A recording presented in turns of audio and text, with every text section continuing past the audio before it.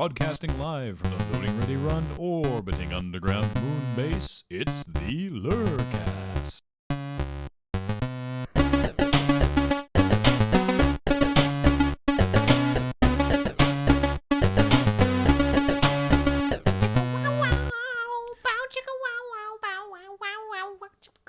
Bow chicka wow wow indeed, Kathleen. Bow chicka wow wow. New podcast set up.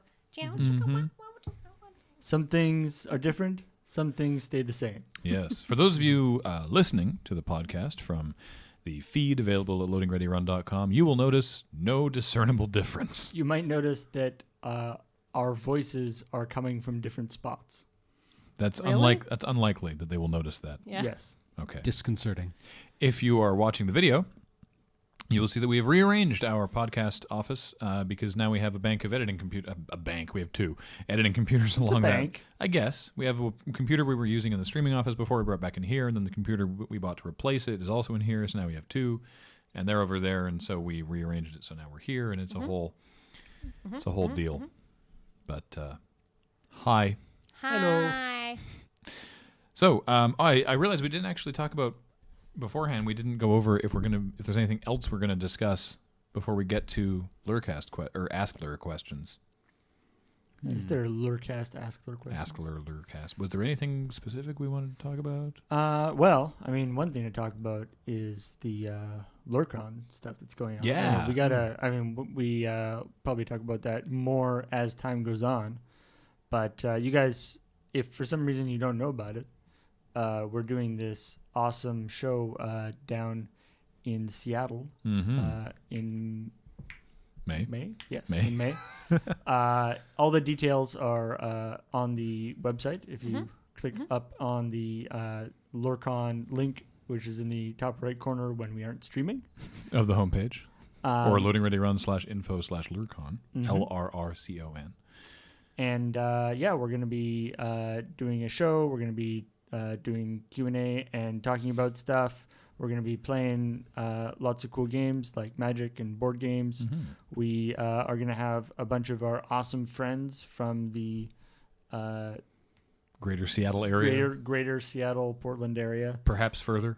Coming to do a show as well. So it's going to be super great. Yeah. And It's a one-day thing.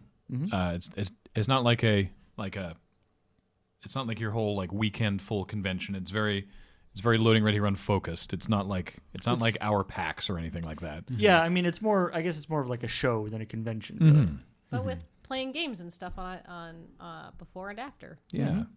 Yeah, And possibly like a T-shirt. possibly. I don't know. We should think about Stuff. that. See, the thing is that there's some stuff that we simply haven't had an opportunity to lock down yet. So Yeah, hopefully we keep an eye on Twitter and so forth. We will be announcing specifically, the guests and so forth. Our good friend and person what does these things, damn it Liz, is organizing it, and it's going to be super great. We're excited. So we've already seen people commenting on Twitter being like, hey, I booked my flights. We're like, oh my God, people are flying to a place. God, I hope we don't disappoint To see them. us. Flying in airplanes even. I know. I hope. I think Though just if flying. anyone arrives by dirigible, let me know. Or just by So I can give you a arm- high five. by arm power. yeah, we will totally touch hands if you come by dirigible. We can probably touch hands if you arrive by more conventional methods. But you go No guarantees. front of the line for dirigible touch- riders. Touch my hands. All right. No guarantees you'll be able to touch Cam's hands. Do not touch Cam's hands. Approach from a 45-degree angle. In terms of Loading Ready Run videos, I think we've been. Well, we just finished the second batch of Hero's Path. That's true. That's true. The I guess we can maybe talk about that a little bit more on TapTap. But yeah, the second batch of Hero's Path has gone up, so we are following the arc of Kathleen's exciting trip into Theros. Yeah, things are not going so well for our hero at the moment. Because But it's things- Act 2. Things Yeah. are darker always Yeah, this before is- the light. This is my Empire Strikes Back moment. Yeah, exactly. Except with less carbonite. I really want We to. should have had your hand cut off at the end. I really want to fight the horde How will because I pet kitties now? It's like you lost against the Minotaurs. cut off Yeah. your hand. Cut off my They dick. don't. Wizards doesn't really publicize that aspect of it, but if you lose against the Minotaur Yeah. hordes, you have to forfeit your hand. Yep. Mm-hmm. The horde deck seems really cool. If brutal, because it's the deck. Okay, it's mostly just Minotaurs that come down and have haste and attack every turn, meaning they can never block. There are some sorceries, but the majority of the non-creature permanents in the deck are artifacts that make it so the Minotaur deck draws another card every turn. Each different kind of artifact has a different hero's reward. If you destroy it, you get a different bonus. But they could be like, all right, turn 1, reveal an artifact and a Minotaur, and then turn 2, then they get 3 draws. So, reveal two Minotaurs and another artifact. And the next turn, they're just turning over 4 cards every turn and just hammering your face in. I know. Get out of hand. Very Yeah. Very scary. So yeah, it's that series has been a lot of fun. It's sort of a side story, I guess, from the standard Friday night stuff. Yeah, they're more focused episodes with a smaller cast. There's the sort of the ongoing thing with Marshall as the Oracle of Theros, who's talking to Kathleen, which I really enjoy. Yeah, we've got it really narrowed down. There's really only 4 characters in the hero's path because they're supposed to be shorter. Sort of. I mean, everyone else, everyone Everyone else is around. Yeah, but everyone's been in them. Yeah. But you should really only expect to see like 4 people in those videos, just so we don't have to. Just because the videos are supposed to be shorter, and it's supposed to be like this specific storyline we're doing. So it's nice to have a B plot, but we don't necessarily need to have a C and a D plot where everybody's involved. So I hope everybody's enjoying the wacky stuff I get Cam and Alex into. I enjoy that. Cam is like, eh. Well, we're basically like Pam and Cheryl. Yeah, you come along and you're kinda. like, we're here now. We're also involved. But why? Because the thing is, Pam and Cheryl, Troy and Abed, there's many examples of this in comedy rating because Rosencrantz and Guildenstern. Exactly. yes, Because you need 2 people. Otherwise, it's just one person talking to himself, and it looks weird. one person interrupting and being crazy, but also it allows you to break up the action, build tension, cut away, that kind of thing. Ooh, the minstrel bots from Transformers 2. No, not like that at all. All right. Not like that. Yeah, you and Alex are exactly like that. Yes. We rap. I'm going to write a rap for you in the next one. What do you think? Sure. Love it. All right. And then other... With cheek on me. we have done other Loading Ready Run videos, obviously, and we are behind on loading times, but we have been shooting loading times for every one of them. And now that we're in a situation where the main editing computer is not also streaming 50 hours out of the week, it means that Alex can now circle back and start catching up on those loading times. So many a loading time to come, and hopefully you will enjoy those. He has just not had access to the equipment. So let's go on to some askLRR, shall we? So this was from a thread in the forums today. Wizard229 asks, "What is your favorite D&D god?" We were just talking about the... Yeah, well, it's not technically D&D, but Pathfinder. Oh, right, of course. Because they have an entirely different pantheon. Yeah, 'Cause Right. that's the copyright part. right. But yeah, has Caden Kalian, Yes, the best. who's awesome. When we actually played in a game many years ago now, where our friend Dale played a cleric of Caden Kalian, and as part of his role-playing persona, every session he would bring like cider to the session. He'd bring a 6er of strongbow. Yeah, and when his cleric activated his healing abilities, he would open up a can. You're like, haha! To Caden Kalian. Because the lore is to become a god, theoretically, anybody can become a god in the Pathfinder universe. Yeah, you just have to pass this like trial that is incredibly mysterious and difficult. No one knows what it is, and if you don't pass it, you die. And It's just getting a boot to the coot. yeah, And then and so other people, heroes of great legend have passed it and turned into gods and all this stuff. And Caden Kalian got incredibly drunk, blacked out, and woke up as a god. Yeah. And doesn't remember why or what happened. he passed the trials, doesn't know how. Good for him. So Love it. anyway, he's pretty cool. I also played a character who was I've been for the last like 3 years. I was in a campaign that was a cleric dedicated to Iomade. So she's pretty cool. She's the ridiculous giant sword killing, but good crusader type god who I can get behind. Nice. Pretty solid. Cam, do you have a favorite god? I liked playing Paladins of the Silver Flame in Eberron.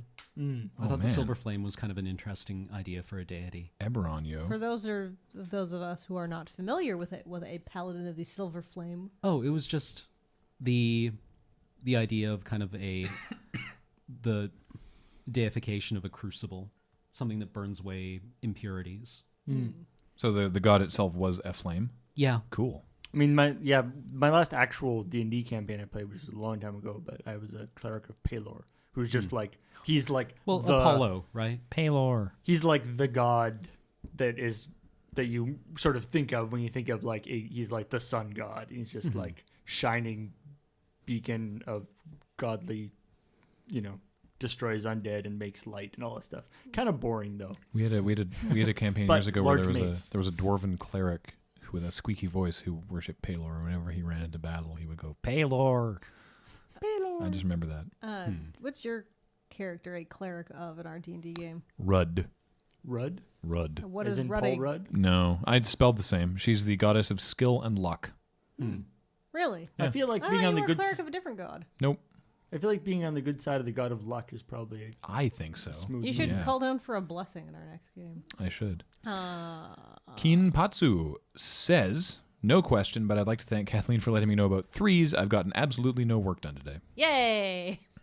Yes, the fine tradition of Kathleen recommends a mobile game and everybody plays it. It's a game called Threes.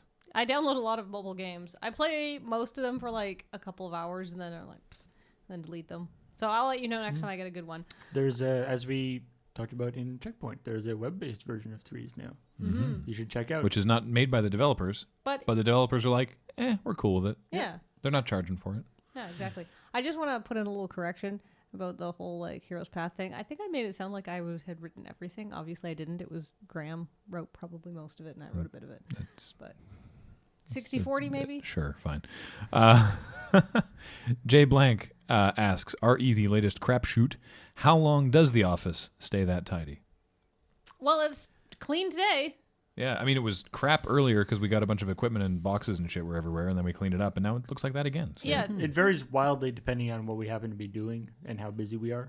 yeah. Like it was real clean before Desert Bus, and then Desert Bus happened, and then it did not really get cleaned up after Desert Bus, and then we rearranged it, and it hadn't really been cleaned probably since before Desert Bus. Like everything all sort of like put away. So I'm gonna try to keep it this way. Fingers crossed. GSC asks, how is your streaming experience so far compared with expectations, and is there anything you would want to change or do differently going forward? Streaming is hard. Yeah, it's streaming is more complicated than I thought it would be. Not technically, because Graham handles all that quite admirably. Getting better, though, on that front, by the by. But it's much harder to focus on the game when you're also trying to talk to 300, 400, 500 people. I can't. Both of you get closer to I the mic. screwed up monumentally doing a Kathleen commercial the other day because I got Joss Oh, Whedon God. Right. mixed up with J.J. Abrams because I was just engaging my brain without thinking because I was trying a Kathleen commercial and play a game at the same time. No, can't do it. Have to stop and do one thing or the other. And the and how much your skill level in the game you're playing drops when you're Yeah. doing Yeah. it. I mean, I think it's generally accepted by people who watch streamers that it's very, very difficult to be both very good at a game and engaging. And you will get people who are very, very good at something like Call of Duty, and they will play, and they will not be talking while they play. Or the- And then in between rounds, they will talk to the AGD chat. They're the awesome day. A G. G D, D Q. Q. Yeah. AGDQ guys are a prime example of that. They are playing the game perfectly and they don't say a word. Yeah, because they have other people doing Yeah, like there'll be like a commentator. or commentary. something. Yeah. or you can be engaging and entertaining and funny, which is where what we try to do and play at the same time. But you're never going to be as good as you are. You know, like we're better at the games that we're playing than we appear, because that sounds so defensive, because you know we're trying to be engaging or whatever, and we don't think it's that interesting for us. The thing is, like, we're better at the games, but it's not like we're like pro tier, you know, like speedrunners or something. Hopefully, I'd like to think we're better at being funny than we are at actually being good at the game, so we might as well concentrate on that part. That's my thought. That's my thought.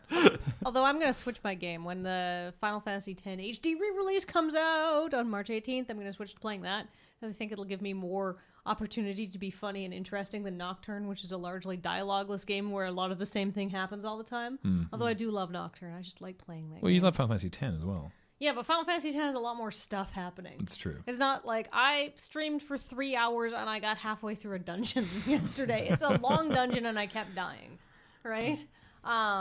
So I'm gonna switch to that, and then hopefully there'll be more chances for me to just be interesting and like joke around with characters. Also, but when we do the first Blitzball game, I'm not saying a word because I want to win. Oh, the one you're not supposed to be able to win? You're not supposed not to. supposed to win. I beat it once. It's the question. It's whether you get the eject shot is whether you win it or not. Well, no. Like the very, very first one. Yeah. There's one like right near the beginning of the game. Yeah, where you meet the Blitzball team, and you're supposed to like get your team destroyed because your team is supposed to be bad at Blitzball, but you can win that game if you're like skilled and lucky. I love how eject shot be damned. By the end of that game, Titus is a bench warmer. Oh yeah, Titus isn't even that good. Yeah, it's like, put me in, boss. I'm the protagonist. F you are. F you are. No, we got some pros here. Yeah. I've been recruiting. Sure, kid. That always bugged me because there's no indication that that's something that's about to happen, like the eject shot thing.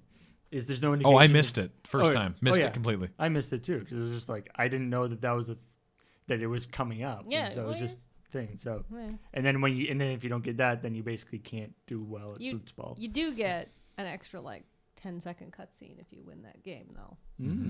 Already. Something to look forward to. Also, the HD re-release makes the game look like how you remember. Yeah. Yeah, I was telling my my best friends Adam and Lindsay were staying with us for over a week actually. They stayed with us for 9 days. It was really nice.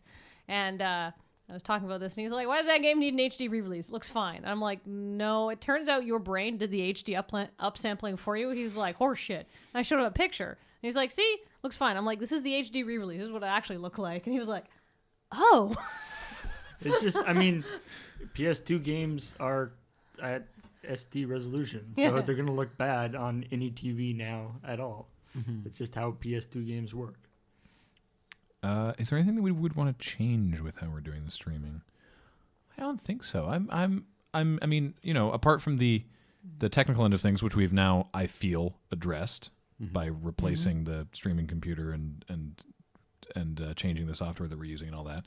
Ignoring all the technical stuff, I think I'm pretty happy with how the streaming going. Like we have a variety of shows. Different people like different things. I guess I want to get faster at turning around the replay uploads, obviously, but we're working on that. So. Yeah, I mean, I guess that's something that to change would be Twitch having better replay stuff, but it's not really something we can do. The only thing that kind of concerns me is that I may have misnamed my show. People seem to have expectations about what it is going to be, where they're like, you should play Dark Souls. You would flip out and scream at it. And like, that doesn't sound like a fun experience to me at all. Rooster Teeth is right over there if you want to hear like.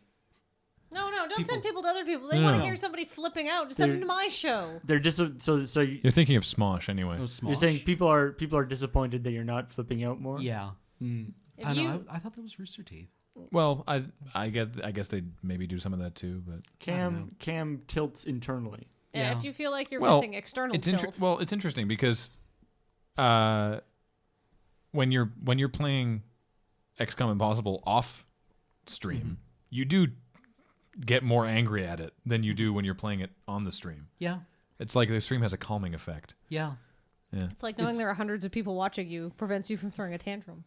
Or I just can't really be bothered. Yeah.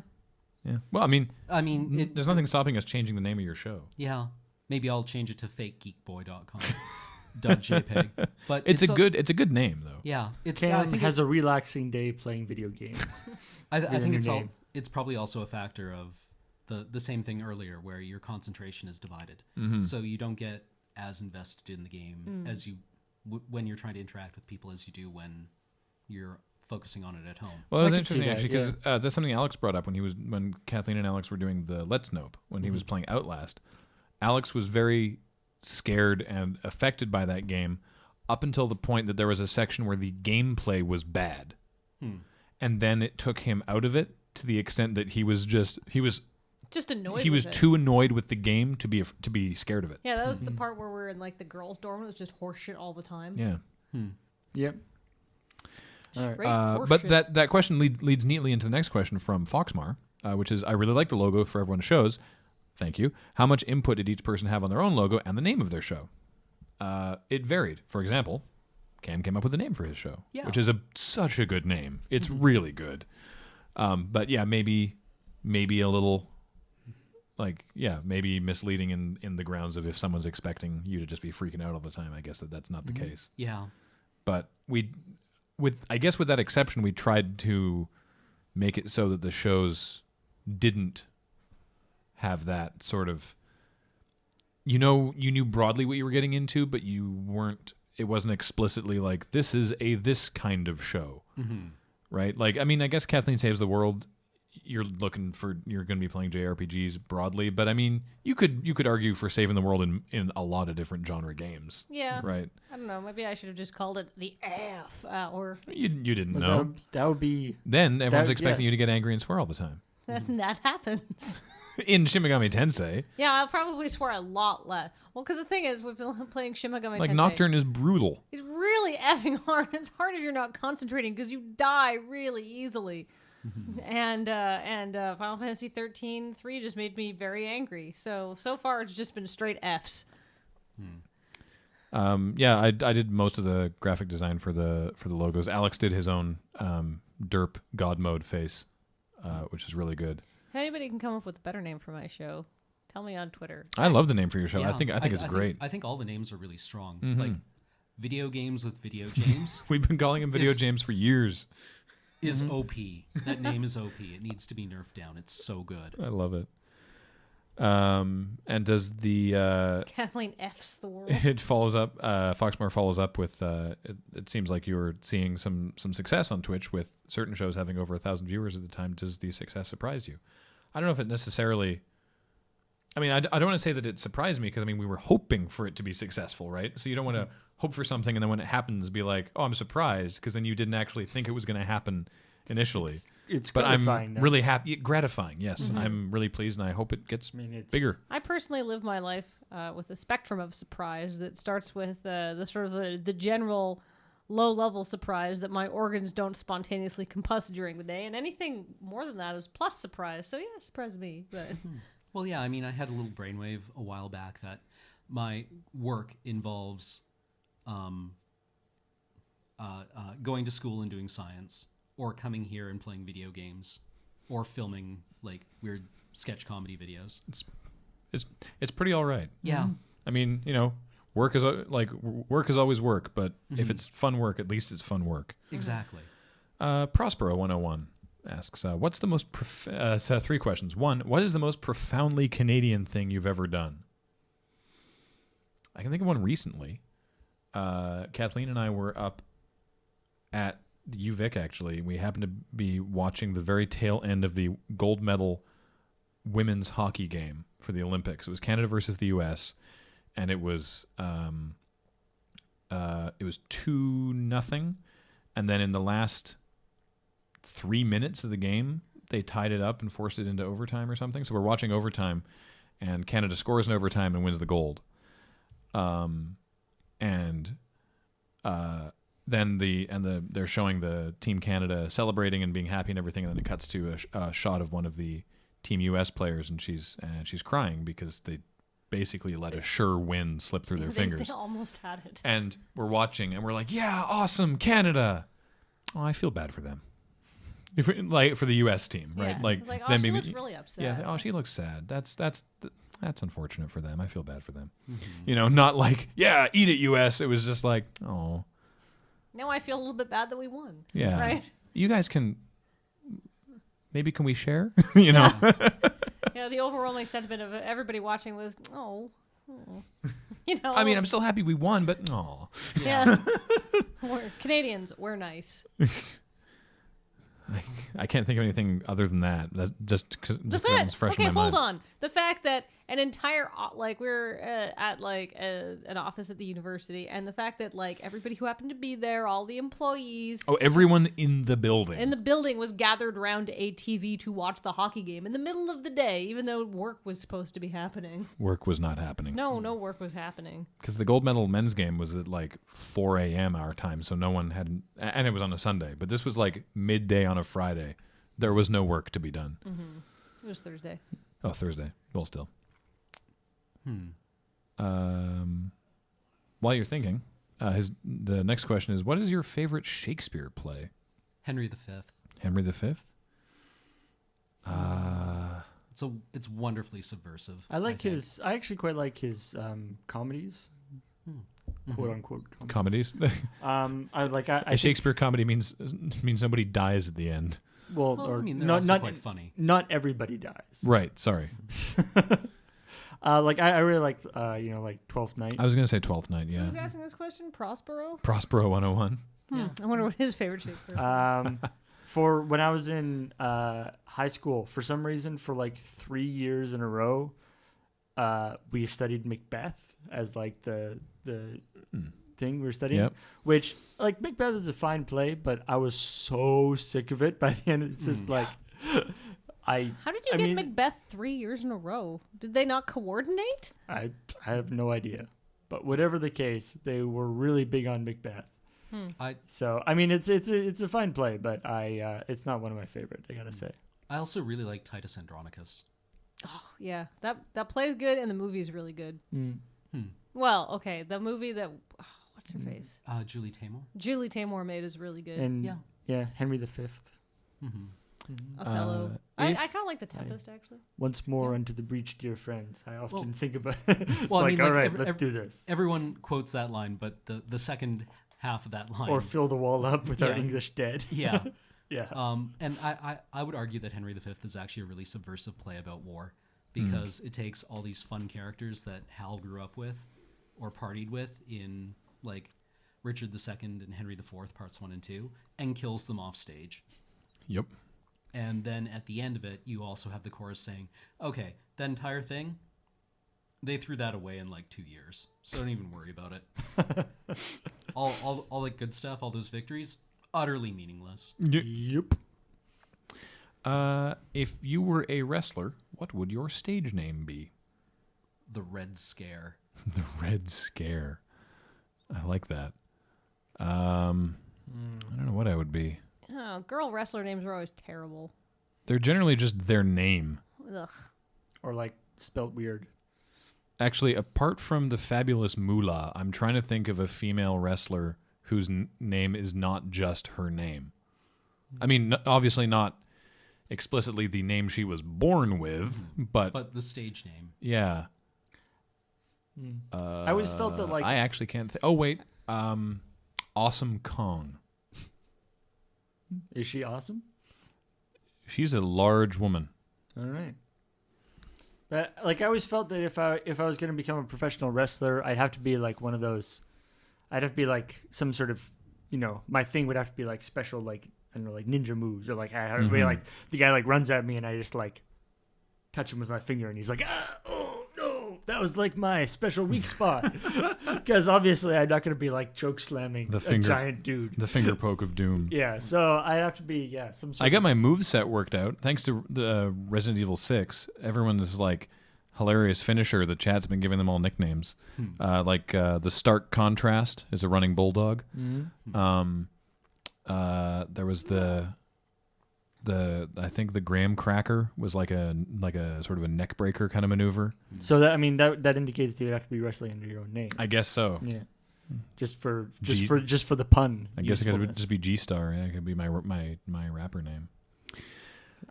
Rappers can't become wrestlers. That's just silly.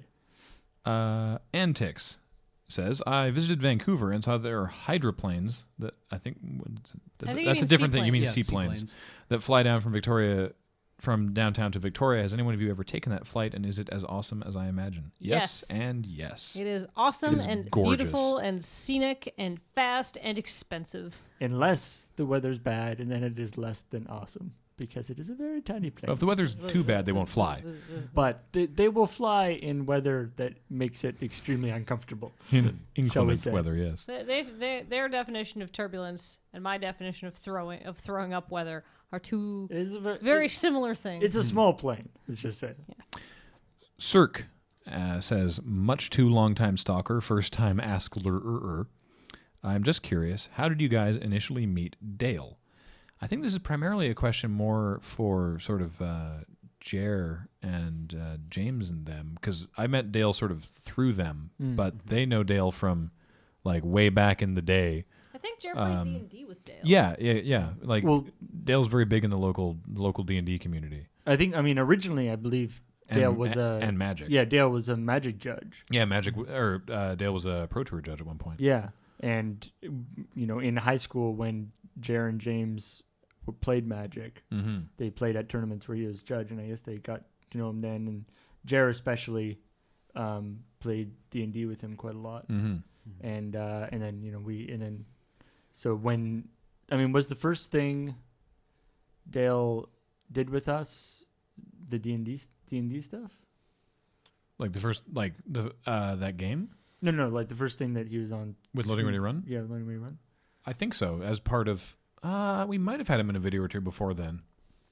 I think we probably did. I think we had him in a couple videos before then. But yeah, as the you as viewers, you probably know him the best as part of Jer's D&D group, which he's part of Jer's D&D group. Usually the DM, but And for having an awesome voice. yes.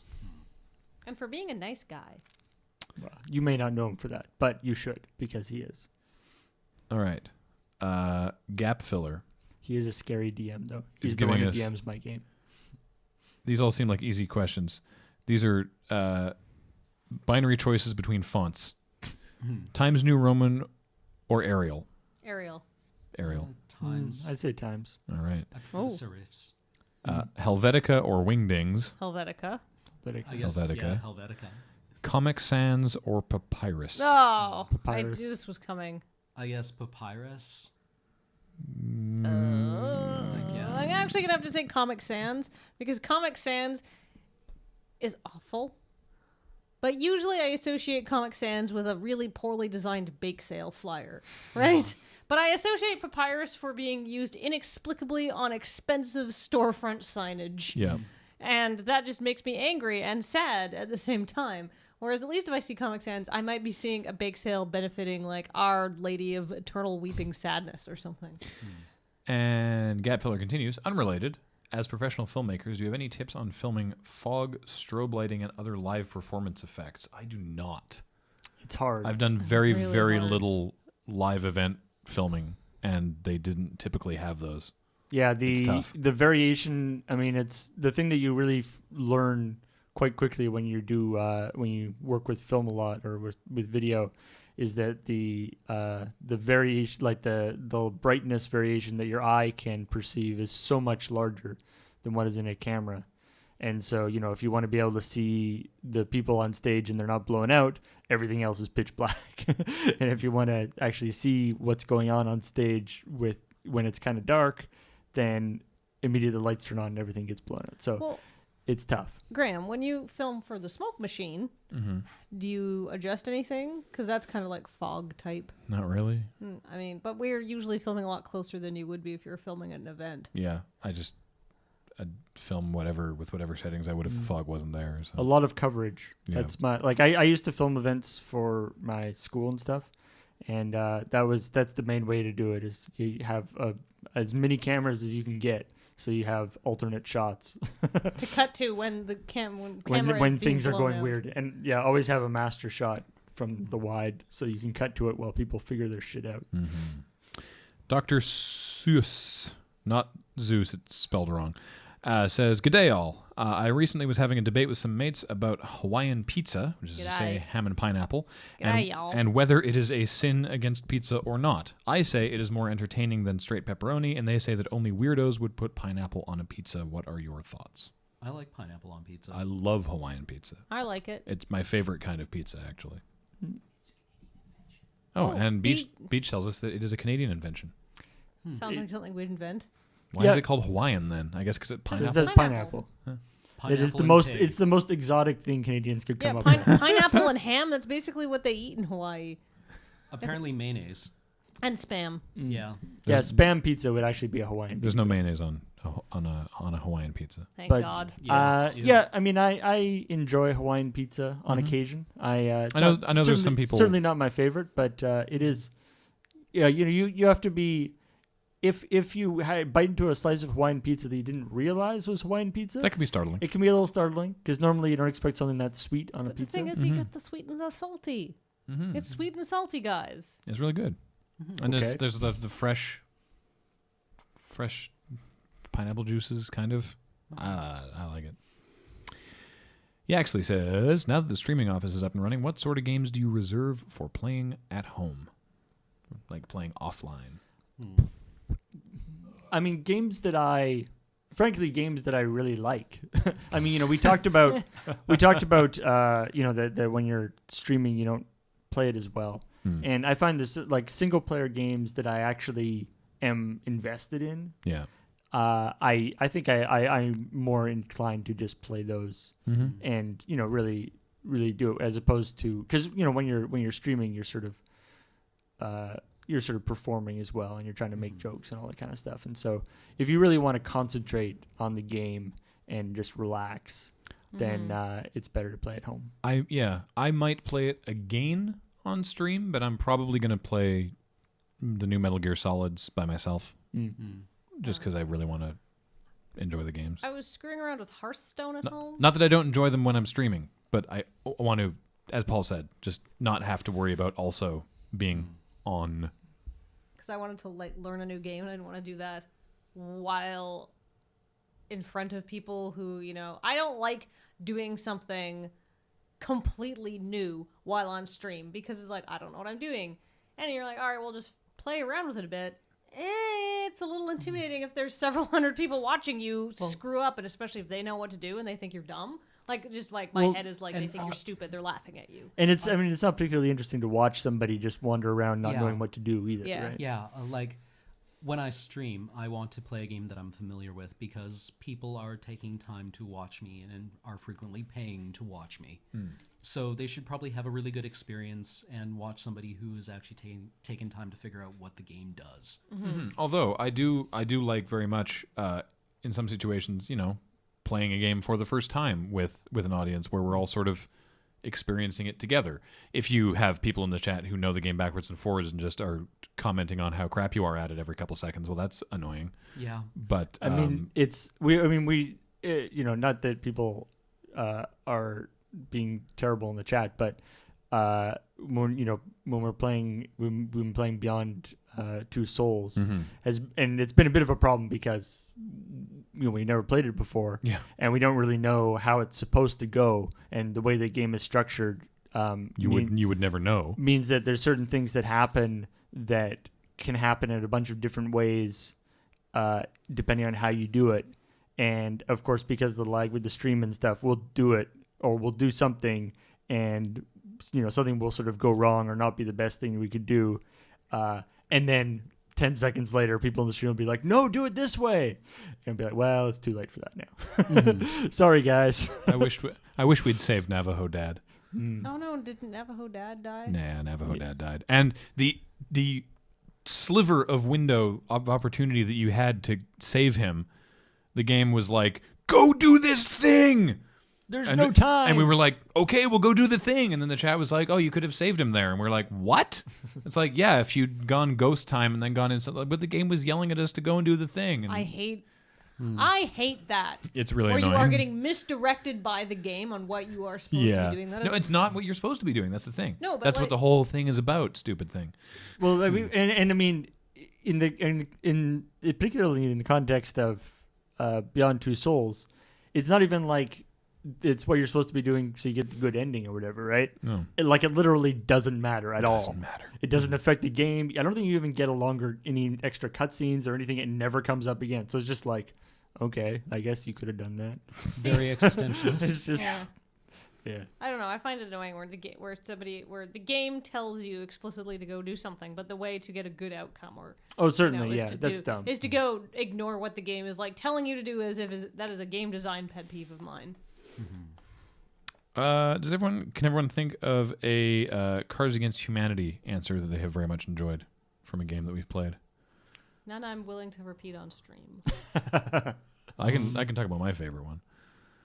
It was the featuring the box expansion. Yeah, that's a good story. Yeah, because if you buy the bigger, blacker box, it comes with a bunch of white cards that are all involve boxes, and they're all really, really stupid. Hence the joke. But if you have some of them together, they can be very good in the multiple entries one. And there was a game that we played that the black card was man, I saw this crazy movie last night. It started with blank. There was some stuff about blank, and then it finished with blank. And so I was the judge for that round, and the winning one was, man, I saw this crazy movie last night.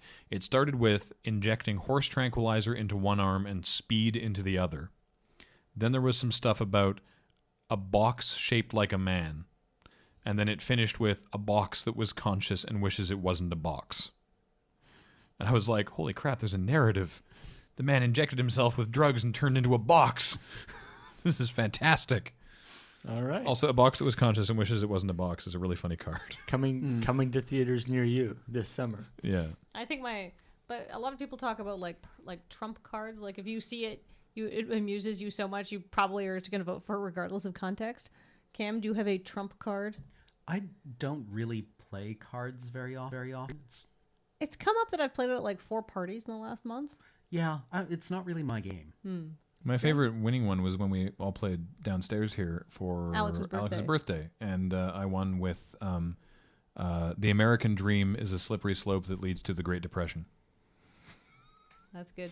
My personal favorite just stupid card is former President George W. Box. Also from the box. Makes me. Yeah, if you play that on me, I'm just gonna vote for it. Secret tech. Yeah. Fringe88 asks, would you rather fart popcorn or sneeze confetti? Oh, I'd rather sneeze confetti. So festive. I sneeze all the time. Yeah, that'd be great. Yeah. Get everywhere. I mean, it'd be awesome. I sneeze like 8 times, times in a row Wait, usually. if you fart popcorn, does it make like the popcorn popping noise when you fart? Is it would start with a buttered cat. and salted? Oh no! Something. The question is, Is it greasy? like, confetti would be festive. Is it hot? Nobody's gonna eat the fart popcorn. No. Yeah, you just have weird poo corn. And you would just sometimes gonna you just fill wake your up in the pants. morning and realize that you've been farting all night. Oh yeah, Because no. and there's just evidence everywhere that you fart. Don't If I adult sneezed humans confetti, don't adult I would humans put that shit in bags and sell it on Etsy. fart like a liter of Oh yeah.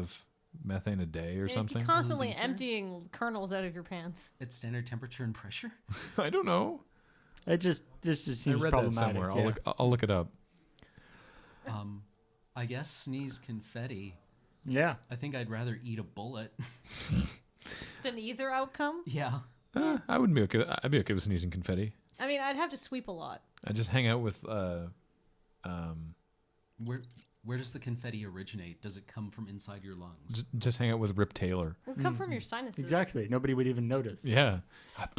I like to think maybe there is a dimensional tear inside your head that is just at the top of your nose. So Connected to the confetti dimension. yeah, connected to an infinite bag of confetti. So every time you sneeze, the pressure just sucks a little bit of confetti out. And Right. Or like you get a really bad cold and start sneezing streamers.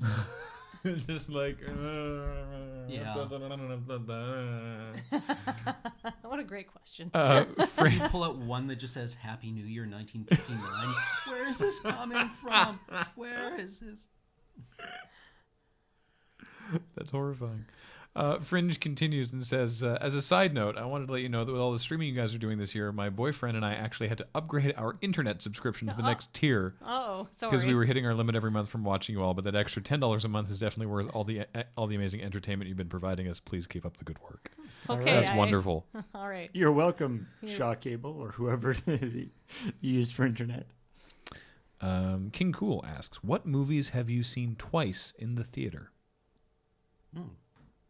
And what's one movie you've seen the most times in a theater during its original run? So sort of related. I think the most times I've ever seen a movie in theaters was twice. To be honest with you, I have a hard time justifying, like, movies are kind of expensive. Let me see here. So, and I so rarely have time to go see movies. I think I saw Wall-E 3 times in theaters. I definitely saw Skyfall. I saw Skyfall. Oh no, we did see Skyfall 3 times because we ended up going with your parents. That's true. And then once with somebody else who hadn't seen it. It might have been my dad. Skyfall and probably also Casino Royale. I think most of the Lord of the Rings trilogy. Yeah. I might have seen the first one of that twice in theaters. In fact, I believe if James is out there, he can correct me on this. But I think that James and a couple other people went to the practically back-to-back Return of the King. I did. Okay, James says he did not. Who did? Adam. Right, Adam did, which was like you had to leave the first screening like 10 minutes before the end because the second screening was just about to start. Yeah. I don't know why he wouldn't have stuck around and then just started the other one late. Whatever. Anyway, the point is, yeah, they saw one and then the other.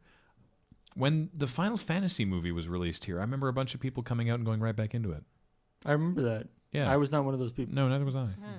I was saw like, the first Iron Man twice. like it was okay. Oh, yeah, definitely remember seeing that. Well, I mean, most of the time, if I see movies multiple times, if I really like a movie, I will like watch it at home because like I don't want to pay for it. But most of the time, if I go to see a movie and then other people in my group want to go see a movie, and then somehow the whole group ends up going to see the movie again, right? Because it's like, oh, I've already seen this one, but I enjoyed it, so I'm fine with that, and I don't want to be the one person who's like, no, I don't want to see this movie. I'm going to go see a movie that starts half an hour later, so you all have to wait for me to come out of the theater because I'm the ride. You don't want to do that, right?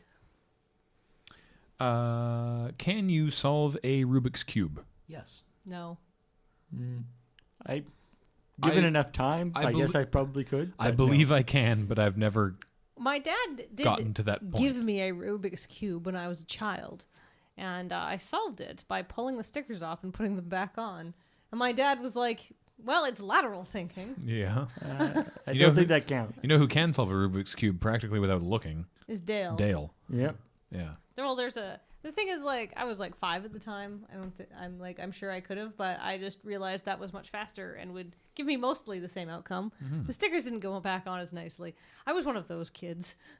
And Barcode Reader asks 2 questions here. 1, you open yourself up to your fan base more than any other people I've encountered online, and personally, I respect and appreciate your willingness to share yourselves with the fans. What with the streaming allowing you to be visibly interacting with us on a practically daily basis, has this at all changed your perceptions or understanding of your fans? Does the fun of interacting outweigh any of the stress caused by that interaction, or do you feel like your fans are too demanding sometimes? No, I appreciate how nice you guys are. Yeah, I mean, I guess the answer is yes, that the fun of interacting outweighs the stress. I'm constantly amazed by how awesome our fans are. Definitely, yeah. I've never really had bad experiences, and the times that I have, insulating yourself from that is super easy. Yeah. Yeah, and I mean, it's, with the streaming and stuff, it's cool. We'll like, something weird will happen, or we'll mention something, and then, 5 minutes later, 10 minutes later, somebody will have like, set something up, build like a little Google Doc that has it, or set up a straw poll for it, or, people are always doing like weird little things that are just, you just sort of ask for something and then magically it appears, which is pretty awesome. The XCAM list blew me away. Yeah, I love it. I love the XCAM list. Yeah, you're gonna have to find a new game where you can kill people. And there's probably some stuff, like I'm sure there's things that I wouldn't necessarily want to share with the fans, but our fans don't don't ask for that. They haven't pressed me on anything that I've wanted to say no to. So it's been really nice, actually. Mm-hmm. You guys are great. That's why we like you. And then the follow-up question, which I love, on a lighter note, who would win in a fight between all the characters currently being played on the stream? Now, typically we don't entertain who would win in a fight questions, but I at least want to figure out what what the pool of what the pool would be. So for me right now, it's Ada Wong. who's very tough. Very tough. I guess. Are we looking for you, Cam? Are we looking at the guy from Thief, or are we looking at like a squad of XCOM troops? I would think the organization XCOM. Oh, Like they've got some serious resources. All right, Yeah. but hold on. Can Demi-Feed Ford Prefect sneak in? yeah. So you're a Half human, half demon. with a team of demons. With a team of demons. I feel that the Shin Megami Tensei demon team would go pretty far, considering that like I don't know how the damage sort of equates. Like how many hit points does an average XCOM team? Well, let's member work- have? let's work out the rest of the. 4 Okay, but 4. like at say the end 20ish. okay, so all right. Wait, Beach. So Beach has the Prince of Persia, Who has control over time? who has Yeah. control over time. So basically, he goes Yeah, back. but you can only rewind time so many times. Okay, He goes back to before XCOM was founded, and then just kind of. I have the Kill correct answer somebody. to this Okay. question. Go for it. It's whoever's game it is wins.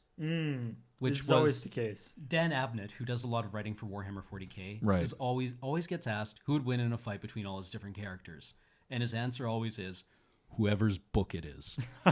Yeah. That it's they aren't comparable in any way. That's but true. Yeah. whoever's telling the story would win because that's how those stories work.